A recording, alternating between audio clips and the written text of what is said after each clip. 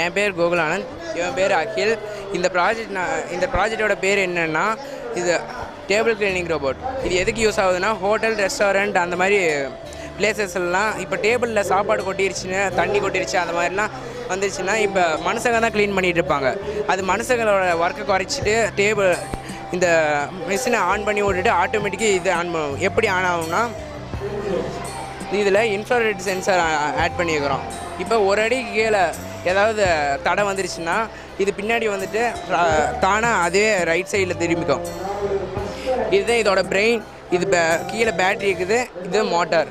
இப்போ ஒரு அடி கீழே ஏதாவது தடை வந்துருச்சுன்னா இந்த சென்சார் இதோட கனெக்ட் ஆகிருக்கு. இந்த பிரெயினுக்கு சிக்னல் அனுப்பி இப்போது இந்த சென்சார் வந்து ஐடென்டிஃபை பண்ணி பார்த்தீங்களா, அது வந்து இந்த பிரெயினுக்கு வந்து இந்த வயர் மூலிமா சிக்னல் அனுப்பும்.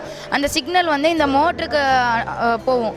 இந்த பிரெயின் வந்து நம்ம மூளை மாதிரி தான், எல்லா பார்ட்ஸுக்கும் வந்து இன்ஸ்ட்ரக்ஷன்ஸ் கொடுக்கும். அந்த இன்ஸ்ட்ரக்ஷன்ஸை வச்சு தான் இந்த மோட்டர்லாம் ஒர்க் ஆகும்.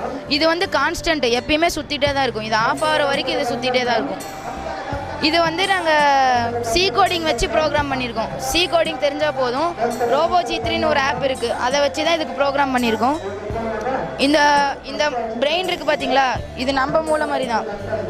எப்படின்னா, இப்போ நம்ம முள்ளில் கை வச்சோன்னா நம்ம பிரெயின் சொல்லி நம்ம உடனே எடுத்துடணும்ல, அதே மாதிரி தான் இது வந்து ஒரு எம்டி ஸ்பேஸை கண்டுபிடிச்சோன்னா ஆட்டோமேட்டிக்காக பின்னாடி வந்துடும்.